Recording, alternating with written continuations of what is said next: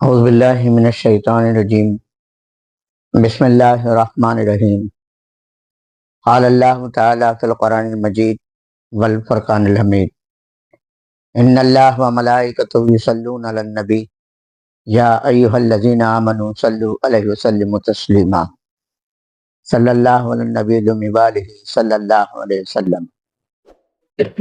محترم رفقاء کرام و عزیز نوجوان ساتھیوں اور پیارے بچیوں، السلام علیکم ورحمۃ اللہ وبرکاتہ۔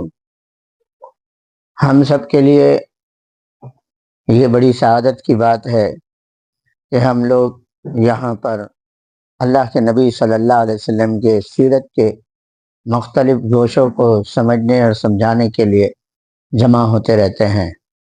اللہ تعالی ہمارے اس سیرت کمیٹی کی کوششوں کو شرف قبولیت بخشے، اس کے اثرات انفرادی زندگی میں بھی مرتب ہوں اور اجتماعی زندگی میں بھی مرتب ہوں۔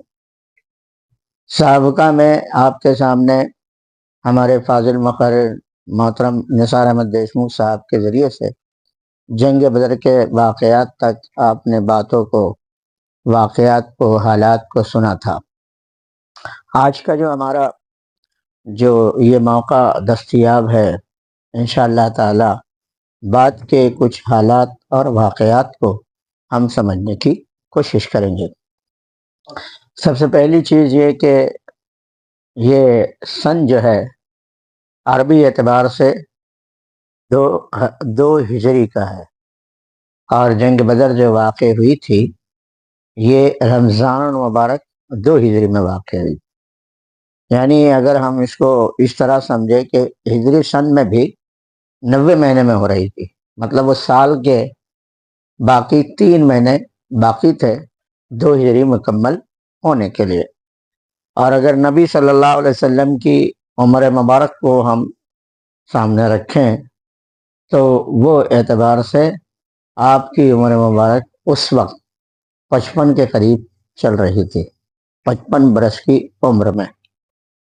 غزوہ بدر کے بعد گرچہ محمد صلی اللہ علیہ وسلم کو آپ کے ساتھیوں کو ایک غیر معمولی فتح مل گئی تھی، ایسی فتح جس کے بہت دور رس نتائج نکلتے آ رہے ہیں، نکلتے رہیں گے، لیکن مشرکین مکہ اور اطراف کے قبائل جو تھے ان لوگوں کے لیے جہاں ایک طرف ہزیمت اٹھانا پڑی تھی، پشیمانی کا وہ شکار ہوئے تھے، ان کی قوت منتشر ہوئی تھی، مگر انہوں نے بھی حوصلہ نہیں ہارا تھا، انہوں نے بھی امید کا دامن چھوڑا نہیں تھا، بلکہ ان لوگوں کے درمیان یہ کیفیت تھی کہ ہر ایک نے اپنے تئیں یہ سوچ رکھا تھا کہ پھر کوئی ایک موقع ہاتھ آئے اور ہم نبی کریم صلی اللہ علیہ وسلم کی فتح کے معاملے کو ہم شکست میں تبدیل کر دیں۔ ظاہر سی بات ہے کہ یہ چیز کے لیے وہ لوگ بھی برابر جدوجہد کرتے رہ رہے تھے اور راستے نکالنے کا سوچتے چلے آ رہے تھے۔ ہم اچھی طرح جانتے ہیں کہ وہاں پر جو سسٹم تھا وہ قبیلہ سسٹم تھا۔ ان قبیلہ سسٹم کی وجہ سے ایک قبیلہ ہے بنو سلیم، اس قبیلے والوں نے یہ سوچا کہ ہم اللہ کے نبی صلی اللہ علیہ وسلم پر، ان کے اصحاب پر، یعنی مدینہ منورہ میں ہم حملہ کر دیں گے، اور یہ سوچ کر انہوں نے تیاری بھی کر لی کہ وہ باقاعدہ محمد صلی اللہ علیہ وسلم اور اصحاب کرام پر حملہ کریں گے۔ اس سلسلے میں وہ مقام القدر تک آ گئے۔ یہ کیفیت کی واقفیت اللہ کے نبی صلی اللہ علیہ وسلم کو بھی حاصل ہوئی، اپنے صحابہ کے ذریعے سے، اپنے مخصوص افراد کے ذریعے سے۔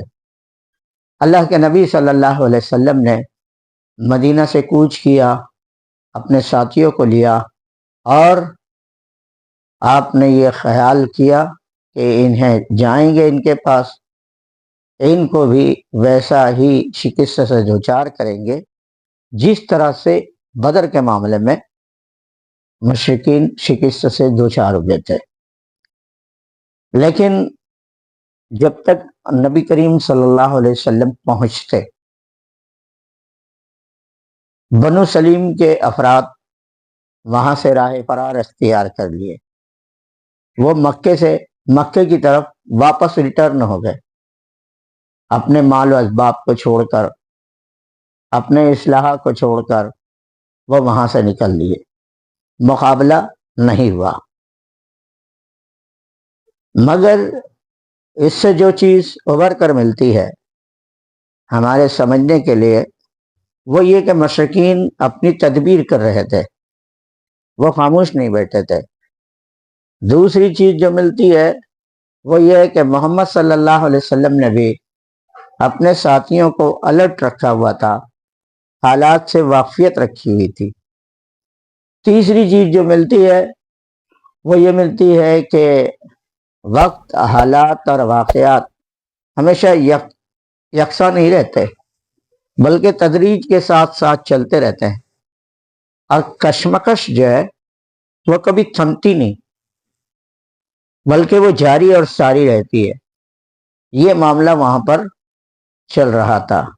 اس طرح نبی صلی اللہ علیہ وسلم کے اس پہلو کو جو تعلق ہے وہ شوال کے مہینے سے ہے، یعنی رمضان کے مہینے میں یہ معاملہ درپیش ہوا، اور شوال کی ابتدائی معاملے میں یہ دوسرا واقعہ سامنے آ گیا۔ اسی طریقے سے ایک اور غزوہ ہے جس کو غزوہ سویق کہتے ہیں، سویق۔ غزوہ سویق جو ہے، سویق کے معنی ہوتے ہیں ستو کے۔ ابو سفیان جو ہے یہ اس وقت سردار کی پوزیشن حاصل کیے ہوا شخص تھا، اسلام قبول نہیں کیا تھا۔ اس نے بدر کی شکست کی وجہ سے یہ قسم کھائی تھی کہ وہ جب تک کہ محمد صلی اللہ علیہ وسلم اور آپ کے اصحاب کو شکست نہیں دے گا وہ غسل نہیں کرے گا، وہ نہائے گا نہیں، وہ اپنی بیوی سے تعلق نہیں رکھے گا، غسل جنابت بھی نہیں کرے گا۔ یہ اس نے ڈیسیزن لے لیا تھا۔ اور آپ اور ہم اچھی طرح جانتے ہیں کہ عربوں کے اندر جب کوئی بات کا وہ عہد کر لیتے، خواہ وہ اچھی ہو، خواہ وہ بری ہو، خواہ وہ صحیح ہو، خواہ وہ غلط ہو، جب وہ کسی بات کو طے کرتے تو بس طے کرتے، مطلب وہ اس سے پیچھے ہٹنے پر رضامند نہیں ہوتے تھے۔ ابی سفیان نے بھی اپنے ساتھیوں کو لے کر باقاعدہ محمد صلی اللہ علیہ وسلم پر یعنی مدینہ منورہ پر حملہ کرنے کی ٹھانی، اور اس سلسلے میں اس نے اپنے تقریباً 200 ساتھیوں کو ساتھ لیا اور محمد صلی اللہ علیہ وسلم کے طرف یعنی مدینہ منورہ کے طرف اس نے کوچ کیا۔ اس نے اس معاملے کو پوشیدہ رکھا پہلے، تاکہ اچانک یلغار کرے اور یلغار کی صورت میں فتح و کامرانی اس کا مقدر بنے۔ اس نے دوسری اسٹریٹجی یہ اختیار کی کہ اس نے یہ سوچا کہ ہم مدینہ منورہ کے وہ باشندے جن کو یہودی کہا جاتا ہے ان کی ہیلپ لیں، ان کی مدد حاصل کریں، ان کی مدد ملیں گی تو اور بہتر ہوگا۔ لہذا وہ باقاعدہ اس وقت کے ایک یہودی جس کا نام تھا عبدالسلام بن مشکم، جو سردار تھا یہودیوں کا، سرداروں میں سے ایک سردار، اس نے اس کے پاس قیام کیا۔ ان کی گفتگو رہی اور گفتگو میں یہ بات رہی کہ تم محمد صلی اللہ علیہ وسلم پر حملہ کرو تو ہم نیوٹرل رہیں گے۔ حالانکہ نبی کریم صلی اللہ علیہ وسلم نے جو شروع میں معاہدہ کیا تھا جس کو میثاق مدینہ کہتے ہیں، اس میں یہ بات بہت واضح طور پر تھی کہ اگر مسلمانوں پر مدینہ میں کوئی چڑھائی کرتا ہے، حملہ کرتا ہے تو اس کا مقابلہ صرف مدینے کے مسلمان ہی نہیں کریں گے، بلکہ اس زمین پر بسنے والے یہودی بھی ان کے شانہ بشانہ رہیں گے، کیونکہ وہ ایک مملکت کی حیثیت اختیار کر گیا تھا مدینہ۔ لیکن یہاں پر اس یہودی سردار نے ابو سفیان کو یقین دہانی کرائی کہ یہ باقاعدہ ہم آپ کی ہیلپ کریں گے۔ اس نے دوسرا کام یہ کیا کہ اطراف کی جو مسلم بستی تھی اس پر حملہ کیا، اس میں سے ایک مسلمان صحابی کو موت کے گھاٹ بھی اتار دیا، اطراف کی چیزوں پر اس نے آگ لگا دی اور چاہتا رہا کہ اس طرح وہ آگے بڑھتے چلا جائے، لیکن اس کو ایک خوف بھی تھا کہ مبادا نبی صلی اللہ علیہ وسلم اگر آ گئے تو پھر ہمارا بھی مسئلہ ہو سکتا ہے۔ یہ بات خبرگیری کے طور پر محمد صلی اللہ علیہ وسلم تک بھی پہنچی، اور محمد صلی اللہ علیہ وسلم نے اپنے ایک صحابی ابن منظر رضی اللہ تعالیٰ عنہ کو مدینہ کا چارج سونپا، اور آپ اپنے ساتھیوں کے ساتھ ابو سفیان کے تعاقب کے لیے نکلے۔ یہ سارے پروسیس میں جو چیز بہت ابری ہوئی محسوس ہوتی ہے وہ یہ کہ مشرکین کے اندر بھی یہ بات تھی کہ وہ اپنے جاسوسی نظام کو برتتے تھے، اور یہی بات اللہ کے نبی صلی اللہ علیہ وسلم کی طرف سے بھی ہم کو ملتی ہے کہ آپ بھی واقفیت کے لیے لیٹسٹ انفارمیشن کیا رہنا چاہیے اس سے واقف رہتے تھے۔ نتیجے کے طور پر ابو سفیان کو بھی پتہ چلا کہ محمد صلی اللہ علیہ وسلم آ رہے ہیں، تو اس نے چونکہ بہت ساز سامان اپنے ساتھ لایا ہوا تھا، اب جب فرار ہونا ہے، بھاگنا ہے، تو وہ اپنے سارے ساز و سامان کو نیچے پھینکتا چلا گیا۔ اونٹ پر کے سامان، گھوڑے پر کے سامان، جس میں کھانے پینے کی چیزیں بھی تھی، جس میں ہتھیارات بھی تھے، اور بڑی تیزی کے ساتھ وہ واپس چلا گیا۔ یہ چیز نبی کریم صلی اللہ علیہ وسلم کو مال غنیمت کے طور پر حاصل ہوئی۔ تو اس اعتبار سے اس غزوے کو غزوہ سویق کہا جاتا ہے۔ یہ دوسرا غزوہ ہے جس کا تعلق بھی باقاعدہ 2 ہجری شوال کے مہینے سے ہی ہے، یعنی یہ دوسرا واقعہ غزوہ بدر کے بعد کا ہوتا ہے۔ آپ اندازہ فرمائیں کہ اطمینان کی کیفیت نہیں ہے، فتح ہو کر بھی ایسا نہیں ہے کہ سب معاملہ اوکے ہو گیا، اب اپنی زندگی گزاری جائے، بلکہ مشرکین بھی اس بات پر لگے ہوئے ہیں کہ انہیں چین سے نہیں بیٹھنے دینا چاہیے۔ یہ واقعے ہمارے سامنے ایک اصولی حقیقت کو لاتے ہیں۔ وہ اصولی حقیقت کیا ہے کہ ہر دور کے مشرکین جو ہے اہل ایمان کو چین سے بیٹھنے دینا نہیں چاہتے۔ حق اور باطل کی کشمکش برابر جاری اور ساری رہتی ہے۔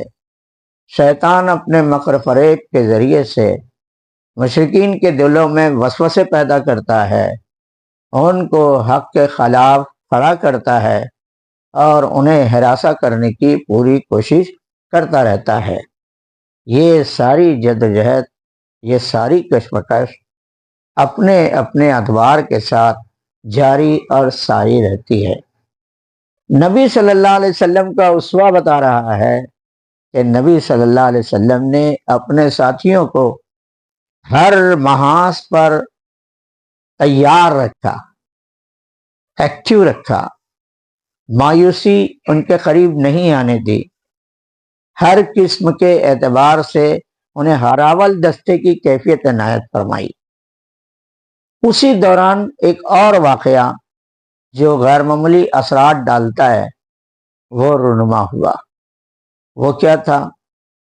وہ یہ تھا کہ آپ نے غزوہ بدر کے موقع پر سنا ہے کہ محمد صلی اللہ علیہ وسلم نے قیدیوں کو باقاعدہ اپنے پاس رکھا تھا، اور وہ قیدیوں کو آپ نے اس طرح رکھا کہ ان کے ماننے والے، ان کے قرابت دار، ان کے رشتہ دار نبی صلی اللہ علیہ وسلم کے پاس آئیں گے، فدیہ دے کر چھڑانا چاہیں گے، ریکویسٹ کر کے چھڑانا چاہیں گے، جو بھی سچویشن بنتی رہیں گی، ایک اعتبار سے ان کے لیے راستہ رہے گا کہ وہ آئیں، مدینہ کی سوسائٹی کا مشاہدہ کریں، نبی صلی اللہ علیہ وسلم کے حسن سلوک کو سامنے رکھیں اور ان کے قلوب پر اس کے اثرات مرتب ہو۔ یہ غیر معمولی اسٹریٹجی تھی جو نبی صلی اللہ علیہ وسلم نے اختیار کی۔ دوسری اسٹریٹجی یہ تھی کہ نبی صلی اللہ علیہ وسلم نے ان افراد کی صلاحیتوں کا بھرپور فائدہ اٹھایا اور اہل ایمان کے بچوں کو تعلیم و تربیت کے نظام میں ان کی صلاحیتوں سے استفادہ کرنے کی راہ نکالی۔ ان قیدیوں میں ایک قیدی تھے جو ان کے والد مکہ میں تھے، ان کا نام تھا عمیر بن وہب الجمعی۔ وہ ایک دن حتیم میں بیٹھے ہوئے تھے مشرق، اور اپنے بیٹے کو یاد کر رہے تھے کہ میرا بیٹا محمد صلی اللہ علیہ وسلم کے پاس قیدی کی حالت میں ہے، اس کی رہائی کا کیا کرنا چاہیے۔ دل و دماغ میں غصہ بھرا ہوا تھا، بیٹے کو چھڑانے کی تدبیر کی کیفیت بن رہی تھی، کیا کیا جائے۔ حتیم میں ملاقات اس دور کے ایک سرداروں میں سے ایک سردار سفیان بن امیہ سے ہوتی ہے، اور یہ دونوں پھر ڈسکشن شروع کرتے ہیں بدر کے حالات اور واقعات کا۔ حالات اور واقعات کے ڈسکشن میں کنویں میں لاشوں کے بھرنے کا بھی بات آتی ہے، قیدیوں کی بھی بات آتی ہے۔ یہ اپنا جملہ کہتے ہیں کہ میرے کو اگر بال بچے نہیں رہتے، بیوی بچے نہیں رہتے، تو میں مدینہ جاتا اور اپنے ہاتھوں سے نعوذ باللہ محمد صلی اللہ علیہ وسلم کا خاتمہ کر دیتا۔ دوسرا جملہ وہ یہ کہتے ہیں کہ مجھ پر قرض ہے، اگر میرا قرض میں مقروض نہ ہوتا تو میں وہاں جاتا اور نعوذ باللہ محمد صلی اللہ علیہ وسلم کا کام تمام کر دیتا۔ چونکہ وہ حتیم میں بیٹھا ہوا تھا، سفیان بن امیہ بھی وہیں بیٹھا ہوا تھا، ساتھ میں بات چیت چل رہی تھی، وہ اندرون کیفیت باہر آئی تھی۔ سفیان بن امیہ نے اس بات کو کیچ کیا، اور کیچ کرنے کے بعد اس نے کہا دیکھو، تمہارے بیوی بچوں کے سنبھالنے کا معاملہ، ان کی کفالت کا معاملہ، وہ میرے ذمہ، میں تمہارے بیوی بچوں کی کفالت کی ذمہ داری لیتا ہوں، اور میں تمہارے تمام قرض کے ادائیگی کی بھی ذمہ داری لیتا ہوں۔ یعنی کیا ہو رہا ہے؟ دونوں چیزوں کی ذمہ داری، قرض کی ادائیگی کی بھی اور بیوی بچوں کی کفالت کی بھی۔ تم محمد صلی اللہ علیہ وسلم کا نعوذ باللہ کام تمام کر دو، اگر تمہیں کچھ ہو گیا تو تم بے فکر رہو، یہ ساری چیزیں میں سیٹ کر لوں گا۔ تھوڑا سا ہم رک جائیں، واقعے کے اس نقطے کو اپنے سامنے، نگاہوں کے سامنے رکھ کر دیکھیں تو ملتی جلتی اسٹریٹجی دور حاضر کی باطل طاقتیں بھی کرتی ہیں۔ وہ بھی اپنے ینگ بلڈ کو کہتی ہیں کہ تم سارے معاملات انجام دو، اگر تم اریسٹ ہو گئے تو تمہیں ہم چھڑائیں گے، تمہارے گھر کے معاملات ہیں، خرچہ پانی کی چیزیں ہیں، وہ ہم پوری کریں گے۔ نتیجہ یہ ہے کہ ان کے درمیان سیفٹی کا تصور کچھ اس طرح سے آہستہ آہستہ بڑھا گیا ہے کہ وہ سیفٹی کی بنیادوں پر پھر وہ اہل حق کے سامنے لڑنے مرنے مارنے کے لیے تیار رہتے ہیں۔ دوسری اسٹریٹجی جو وہ اختیار کرتے ہیں وہ یہ رہتی ہے کہ جس جگہ رہتے ہیں وہاں یہ ناکام نہ کیا جائے، ایریا تبدیل کر کے کیا جائے، تاکہ نئے ہونے کی وجہ سے کوئی شناخت کوئی آئیڈینٹی نہ ہو۔ مطلب باطل طاقتوں کا سسٹم ہمیشہ یکساں چلتا رہا ہے، وہ چیز ہمیشہ وہ اس کو برتتے رہے ہیں۔ یہ چیز اہل ایمان کے سمجھنے کے لیے غیر معمولی اہمیت رکھتی ہے۔ جب اس کو یہ بات محسوس ہو گئی کہ اب ہمارا مسئلہ حل ہو گیا تو اس نے اپنے گردن میں تلوار لٹکائی اور مدینہ کی راہ لی۔ اس کے لیے ایک پوائنٹ تھا کہ میرا بیٹا ہے، مجھے آزاد کروانا ہے، چاہے جو راستہ نکلے، مجھے محمد صلی اللہ علیہ وسلم سے ملاقات تو ہونی ہی ہے، میں جاؤں گا۔ اب جب وہ یہاں پر پہنچتا ہے مدینہ تو حسن اتفاق ایسا ہوتا ہے کہ حضرت عمر رضی اللہ تعالیٰ عنہ آپ اپنے ساتھیوں کے ساتھ کھڑے، بدر کے واقعات ہی پر بات چیت ان کی چل رہی ہے، کیونکہ امپورٹنٹ ایونٹ ہوا تھا، اور کوئی ایک واقعہ اگر بڑا ہوا ہوتا ہے تو اس کا ڈسکشن بہت لمبے عرصے تک چلتا رہتا ہے۔ اب بات وہاں وہی چل رہی تھی، عمر رضی اللہ تعالیٰ عنہ کی نگاہ اس پر پڑی تو وہ فوراً اس بات کو پہچان گئے، اور انہوں نے اس بات کو یہ کیا کہ انہوں نے اس بات کو محسوس کیا اور کہا کہ یہ کسی برے ارادے سے آیا ہوا ہے، اسے یہیں پر پکڑ لو، اسے یہاں سے جانے نہ دو۔ اس کی تلوار کو آپ نے پکڑ لیا اور جاننا چاہا کہ کیا بات ہے۔ اس نے کہا کہ میں اپنے بیٹے کی رہائی کے سلسلے میں آیا ہوں، مجھے محمد صلی اللہ علیہ وسلم سے ملنا ہے، مجھے ان کے پاس لے چلو۔ حضرت عمر رضی اللہ تعالیٰ عنہ کی شخصیت میں یہ بات ہم پاتے ہیں کہ بہت تیزی سے وہ بھانپ لیا کرتے تھے کہ سامنے والے شخص کی نیت کیا ہے، وہ کیا اسٹیپ لینا چاہتا ہے، اس کو کیچ کرنے کی آپ کے اندر بہت بڑی خوبی تھی۔ محمد صلی اللہ علیہ وسلم کی خدمت میں آپ کو پیش کیا، آپ کے خدمت میں اس کو پیش کیا گیا۔ اللہ کے رسول صلی اللہ علیہ وسلم نے پوچھا کیوں آئے ہو؟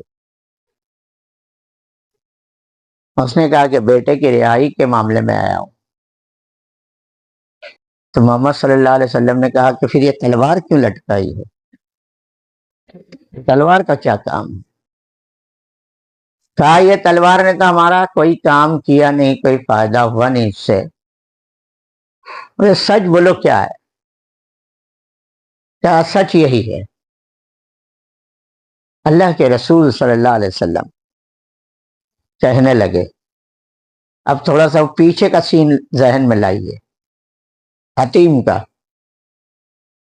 جو لوگ حج کیے ہیں ان کی نگاہ میں وہ حتیم کا منظر آئے گا۔ حتیم ایک چھوٹا سا پلیس ہے کعبۃ اللہ میں ہی الگ سے، وہاں پر یہ لوگ بیٹھے تھے۔ اللہ کے نبی صلی اللہ علیہ وسلم نے کہا کیا تم نے یہ بات نہیں کہی تھی؟ کیا تمہارا سفیان بن امیہ کے ساتھ یہ معاملہ طے نہیں پایا؟ گویا جو ڈائلاگ ڈیلیوری ان کے درمیان، دونوں کے درمیان ہوئی تھی، اللہ کے نبی صلی اللہ علیہ وسلم نے بعینہ وہی ڈائلاگ ڈیلیوری کو اس کے سامنے پیش کر دیا۔ یہ بات ظاہر سی بات ہے کہ کس کے ذریعے پتہ چلے گی؟ اللہ تعالیٰ کے ذریعے سے۔ اللہ تعالیٰ نے محمد صلی اللہ علیہ وسلم کو پوری کیفیتوں سے آگاہ کر دیا تھا۔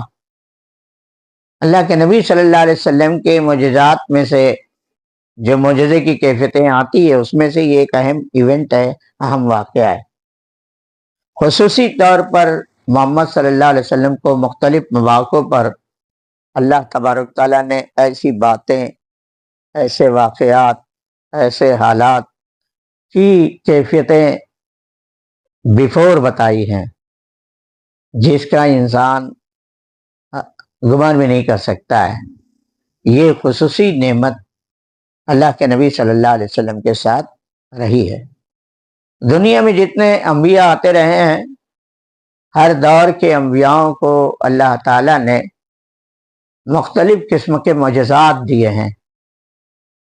الگ الگ جس دور کی جو معجزے کی کیفیت لازم ٹھہرتی تھی، دکھتی تھی، اس دور کے ان معجزے کو اللہ کے نبی صلی اللہ علیہ وسلم سے پہلے کے بھی سارے انبیاء کو اللہ تعالیٰ نے عنایت فرمائی ہے، اور محمد صلی اللہ علیہ وسلم کو بھی دوسروں کے کمپیریزن میں، موازنے میں دیکھا جائے تو غیر معمولی معجزات نبی کریم صلی اللہ علیہ وسلم کی زندگی میں ہم پاتے ہیں۔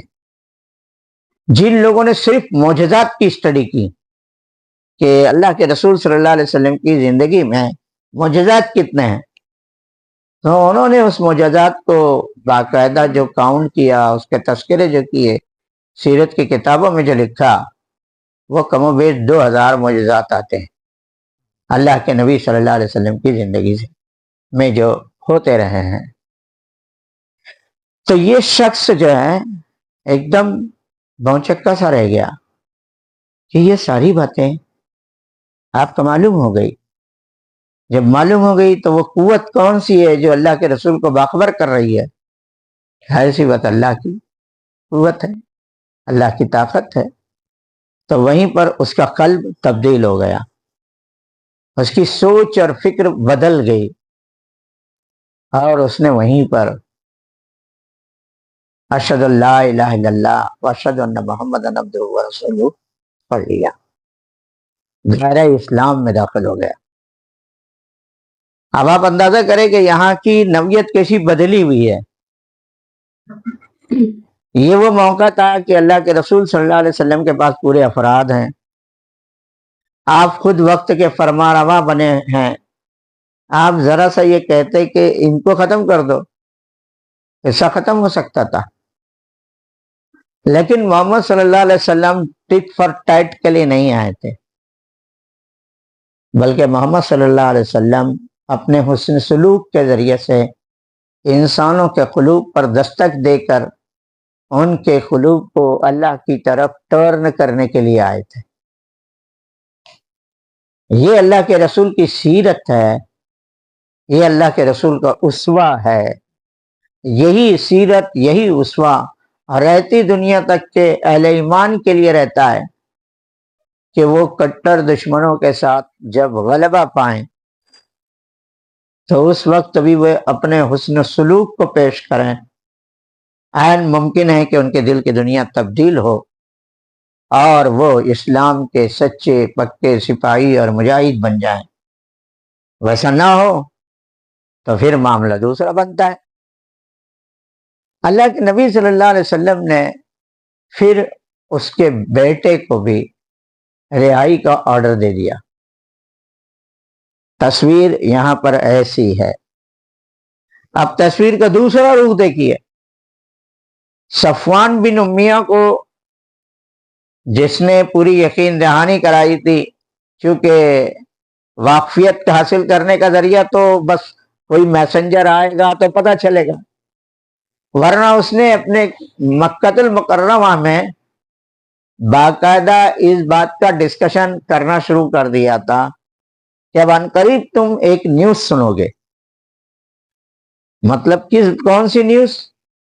کہ محمد صلی اللہ علیہ وسلم نعوذ باللہ شہید کر دیے گئے ہیں۔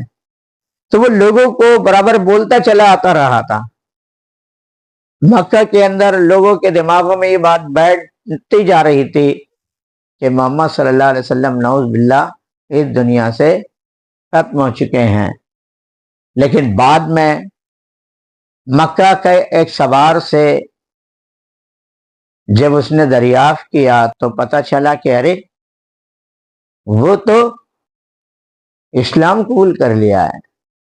تو پھر اس نے قسم کھائی کہ اب اس کے بعد میں اس شخص سے کبھی کوئی بات نہ کروں گا، نہ میں اس سے ملوں گا۔ اور اس طرح ادھر کا تصویر، ادھر کا منظرنامہ یہاں پر کمپلیٹ ہوتا ہے۔ یہی دور میں وقت تھوڑا اور آگے بڑھتا ہے۔ شوال کے بعد ذی القعدہ کا مہینہ آتا ہے، 2 ہجری ذی القعدہ کے مہینے میں یہودیوں کے تعلق سے کل بھی اور آج بھی جو اصولی بات ہمارے سامنے آتی ہے وہ یہ ہے کہ یہ بد عہد قوم ہے، وعدوں کو توڑنے والی قوم ہے۔ یہ ابن الوقتی ان کے دماغوں میں گھری پڑی رہتی ہے۔ محمد صلی اللہ علیہ وسلم سے انہوں نے گرچہ کہ یہ وعدہ کیا تھا کہ ہم آپ کے ساتھ رہیں گے، لیکن محمد صلی اللہ علیہ وسلم کی بڑھتی ہوئی طاقت کو دیکھتے ہوئے ان کے قلوب میں نفرت کی آگ بھی بھڑکنے لگی تھی۔ وہ یہ سوچنے لگے تھے کہ ہم درپردہ کسی نہ کسی ڈھنگ سے مشرکین کا ساتھ دیں، ہم ان کو اس طرح سے سپورٹ کریں کہ ان کی قوت کا استعمال ہو اور ہماری حکمت عملی کام میں آئے اور اصحاب رسول شکست سے دوچار ہوں۔ مدینہ کے 3 قبیلے غیر معمولی اہمیت کے تھے، ایک بنو قریظہ، ایک بنو نذیر اور ایک بنو قینقاع۔ بنو قینقاع کو اللہ کے رسول صلی اللہ علیہ وسلم نے، یہ تینوں قبیلوں میں بنو قینقاع جو ہے ذرا شریر قسم کا قبیلہ تھا۔ یہ لوگ مختلف حیل و بہانوں سے نبی کریم صلی اللہ علیہ وسلم کے تعلق سے ریمارکس بھی کس لیا کرتے تھے، ڈیرنگ بتانا یہ ان کا طریقہ کار رہا تھا۔ اللہ کے رسول نے ان کو ایک موقع پر سمجھایا بھی کہ دیکھو کہیں تمہارا حال جنگ بدر کے مشرکوں کی طرح نہ ہو جائے، لہذا جو اپنے معاہدے ہیں اس کی پاسداری کرو، امن و امان سے رہو۔ انہوں نے کہا کہ اے محمد، آپ اس بھرم میں نہ رہنا کہ ہم کو پچھاڑ دو گے، ہم کو ہرا دو گے۔ وہ لوگ قریش جو ہے وہ غیر تربیت یافتہ تھے، ٹھیک سے لڑنا نہیں جانتے تھے، لہذا ان کو شکست ہو گئی۔ ہم لوگ لڑنا جانتے ہیں، ہمارے پاس باقاعدہ نوجوان کی فوج ہے، ہم آپ سے مقابلہ کریں گے اور آپ کو پتہ چلے گا کہ ہم مرد ہیں یا نہیں۔ گویا ایک کھلم کھلا چیلنج تھا، ایسا چیلنج کہ اس کا جواب دینا لازم تھا۔ بات آئی گئی ہو گئی، لیکن اس نے اس بات کی علامت کو ظاہر کر دیا کہ اندر جو پک رہا ہے وہ کچھ ٹھیک نہیں ہے، بلکہ الرٹ رہنے کی ضرورت ہے، توجہ دینے کی ضرورت ہے۔ اسی اثنا میں ایک واقعہ رونما ہوا، وہ واقعہ غیر معمولی اہمیت اختیار کر گیا۔ وہ واقعے کی نوعیت کیا ہوئی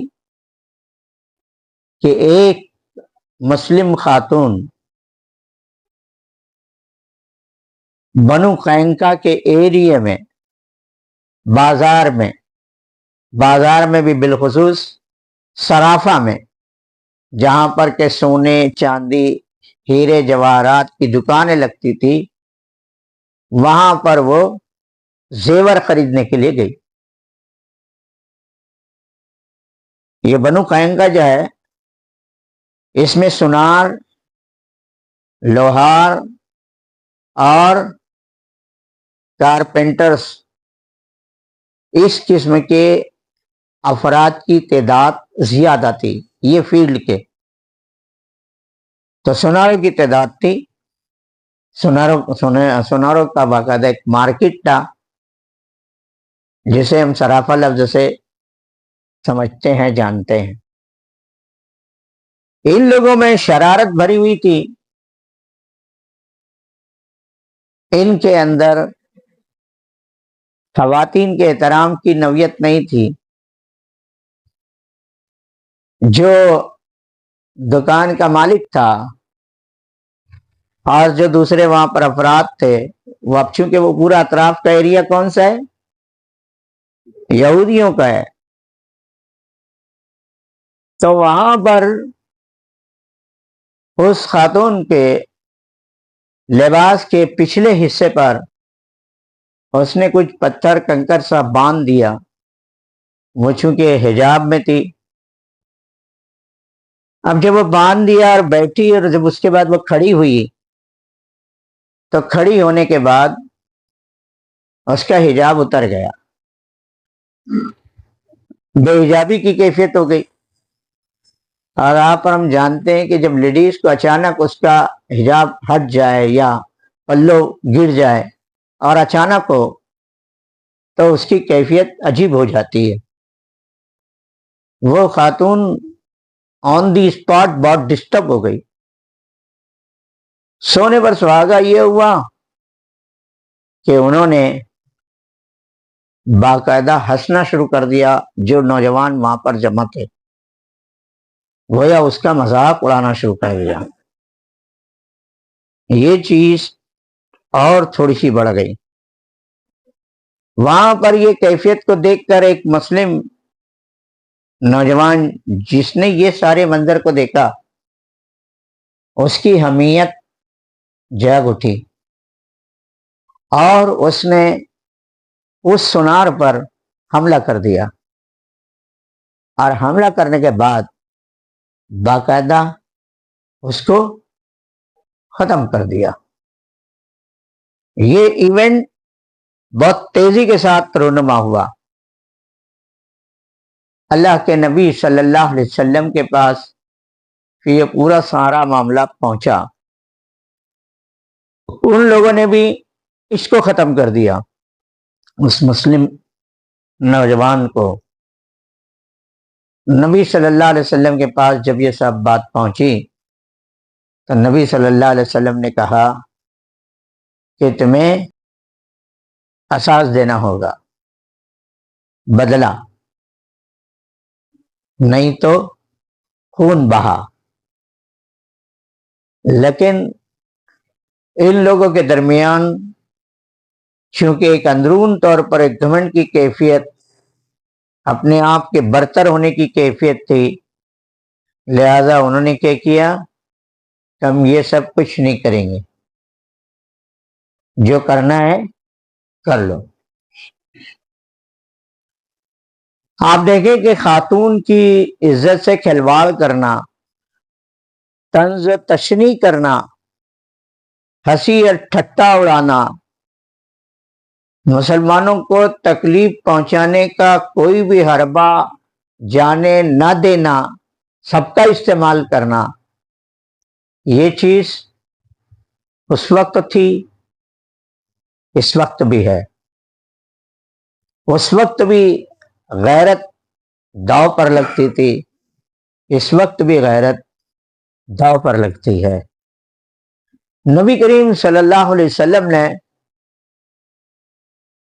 ڈیسائیڈ کیا، اب یہ لوگ، اب جب وقت بیت گیا تو اس وقت کی آبادی کا جو سسٹم تھا وہ خلا بند ہو کر مین گیٹ کو لگا دینے کا تھا۔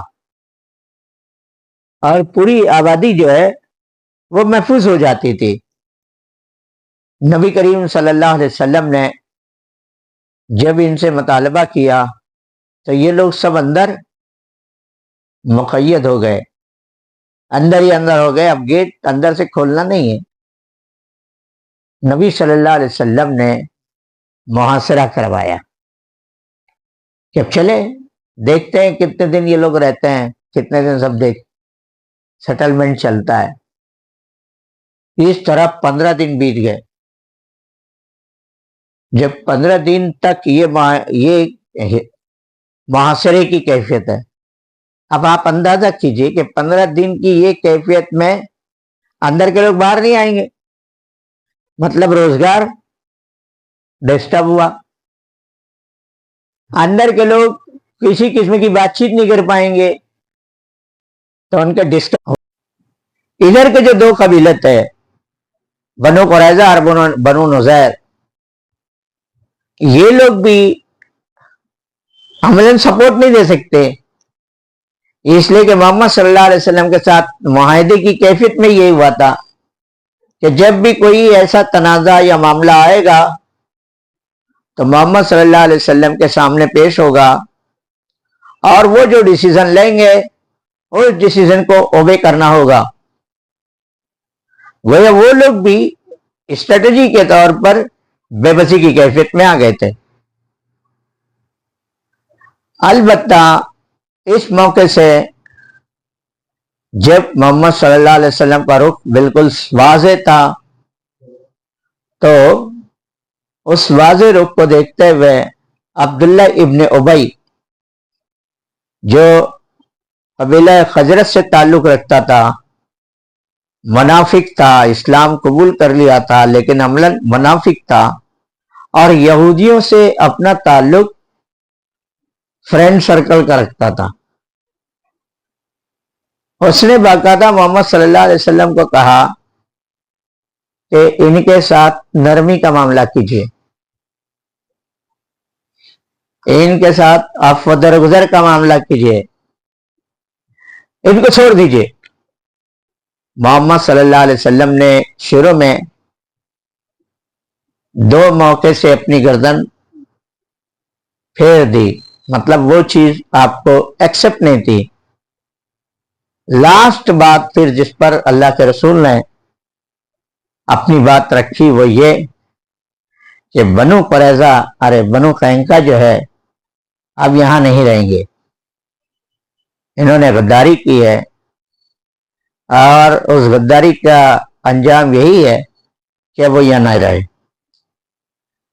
وہ اپنے پورے ساز و سامان کے ساتھ دوسری جگہ جہاں ان کو جمتا ہے، جہاں جا کے وہ رہنا چاہتے ہیں، دوسری سرزمین پر چلے جائیں، ان کے لیے یہی راستہ ہے۔